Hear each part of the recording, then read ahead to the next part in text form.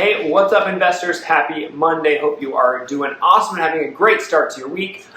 Just got an article at the end of last week talking about how Spokane housing prices are likely to decline in the next 2 years, actually. So what they're saying is that they're anticipating in 2023 we're going to 5.4 or 5.8% drop and an additional 4.8% drop in the year 2024. So that's crazy. Obviously, if you are an investor, on the surface that would look like, oh, I don't want to invest my money in real estate because it's going to decline. So there's a couple things to think about through that space. I'm going to hit on them really briefly. So first of all, that is likely if it's going to happen, which some of it may happen. I don't think it's going to be that drastic, and I don't think it's going to be 2 years out. But really what they're saying is they're going to drop because people are going to stop moving to Spokane and locals can't afford to live here. So that's the summary of the article. If you want more info, let me know. I have a longer video on that I can send you.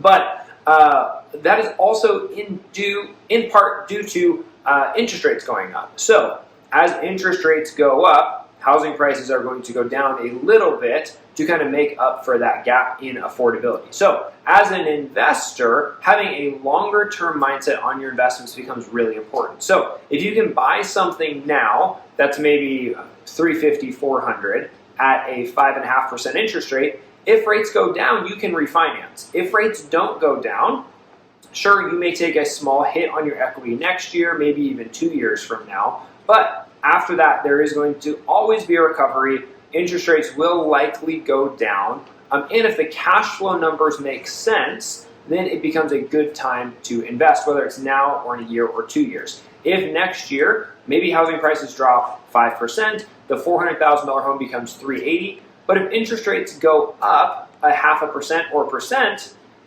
that's going to take away all of your gains. Your monthly payment is going to be the same. Your cash flow is going to be the same. Long term, when you go to sell, it might be better, but ultimately you're not going to be better in the interim, regardless of what pricing is doing, because you have interest rates that you're fighting against. So if you do have a large chunk of cash, or if you're able to pull a home equity line of credit, there are some different things you can do. It also is a really good opportunity to look at getting all of your closing costs covered, maybe get some sort of concession with new carpet, a new roof, something like that. If you're looking at buying an investment property, there's a lot of things you can do right now that add a ton of value, that are saving your cash, so you can continue to kind of diversify. So love to talk through your specific strategy. I know it's a longer video, but hopefully it has good information. Ultimately, I am looking at buying an investment property very soon here, hopefully getting another one later this fall, and just continuing to buy regardless of what the market is doing, because ultimately I know real estate is a good investment long term. So love to share with you about the numbers,